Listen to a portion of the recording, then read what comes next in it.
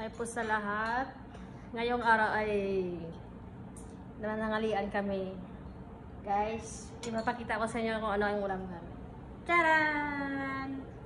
Yan, may kanin. Yan, may ano pa. Asa nakikita nyo na masarap yan. May sinangag. Luto ni Day Carol.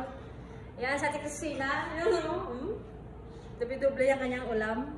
Yan, sana all. Yan, may kapatid doon. Bakbak ka. Kami lang na apat kasi ang iba sa taas pa. Yan. English na. Thank you sa nagsangag ni. Inspired siya. Ang nagsangag. Yan siya.